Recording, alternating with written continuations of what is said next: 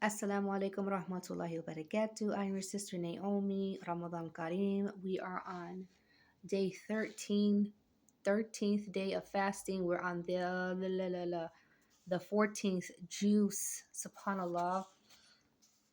And I just wanted to share an ayat that I just want us to ponder on if we don't have our own verses that we are pondering on. Once again, these are just reminders to myself, because even if I'm not able to read the entire juice, thinking about coming here and sharing something, it motivates me, it pushes me, it holds me accountable to at least read something, a page, read something. Don't let the day go by and you have not cracked the Quran open and you have not read something, an ayat. It would be preferably the juice, but if not, at least something, and then ponder on that. So in this in this part, this is found in chapter 15, verses 87 through 99. And this is talking about Surah Al-Fatiha, the opening of the Quran, the first chapter. And it says, "We have given you the 7 verses that are worthy of recitation over and over again, and the glorious Quran. Do not look at the worldly wealth which we have given to different people among them, nor grieve at their condition. Leave them alone. Attend to the believers in kindness and tell the unbelievers, surely I am a plain warner."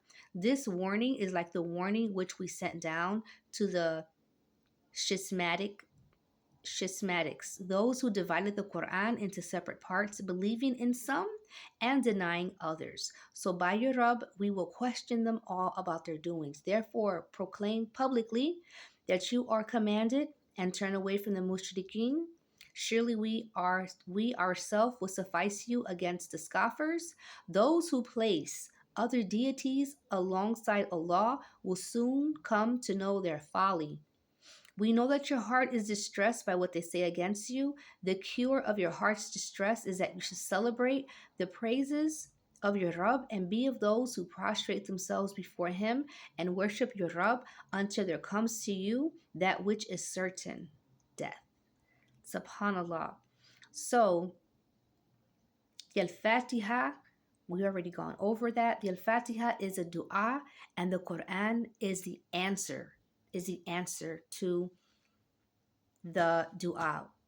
The the Al-Fatiha is us asking for guidance, protection, forgiveness, ease.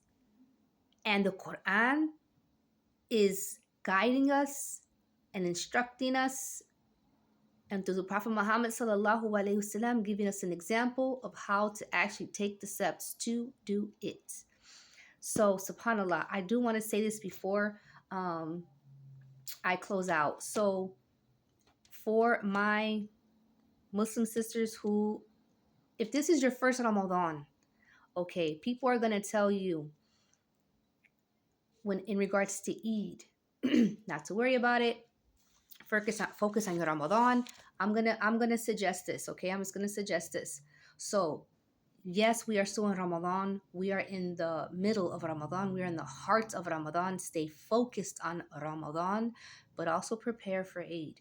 And because I don't want, if this, especially if this is your first Ramadan, I don't want anybody to be surprised. I don't want anybody to be like, you just got to take the steps that you need in order for you to, like, you've been fasting, you've been praying, you've been doing all this ibadah. I think that you should plan something for yourself. You should reward yourself with something. So when it comes to Eid, this is my suggestion, that right now, very softly, not too much, start looking and start to see who is doing what. If there's no community, get with your best friend, your family that loves you, even if they're not Muslim, and go out to dinner. Do something. Start your own tradition.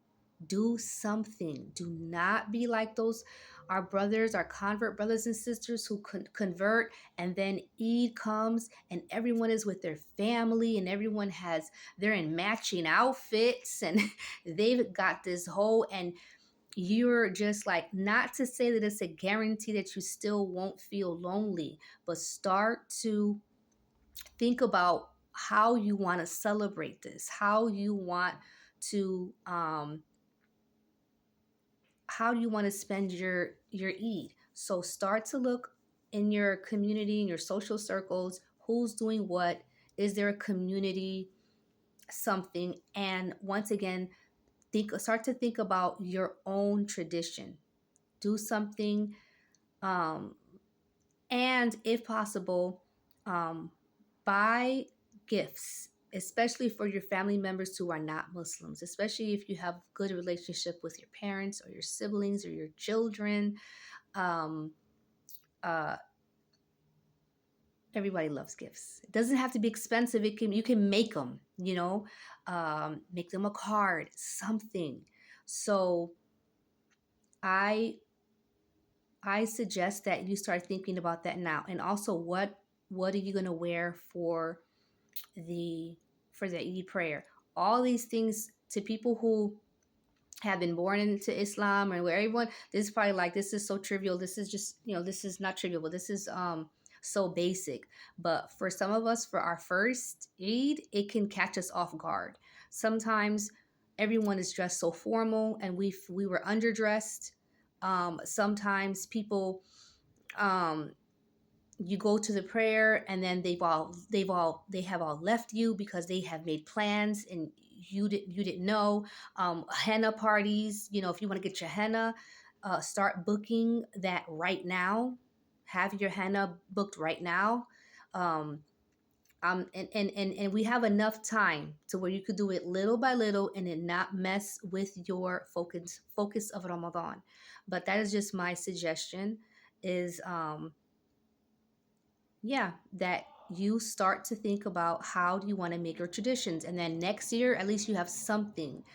Even if this isn't your first year, if last year or the past few years, Ramadan, I mean, not Ramadan, but Eid, if Eid has been depressing and lonely, change it. You can change that, switch it up, and say, you know what, this Ramadan, that's not going to happen.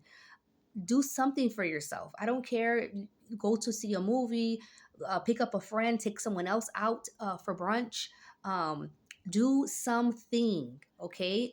Being a convert in Islam, you know, it doesn't mean that you stop being an adult. And it doesn't mean that you stop being proactive and responsible for yourselves. Those of us that may be watching, sisters that are adults, okay? So start your own tradition. Think about, get with other converts, put together something, and yeah. And but in the meantime, of course, we're still in Ramadan. Get the most out of Ramadan, but don't let Eid sneak up on you. All right. Assalamu alaikum wa rahmatullahi wa barakatuh.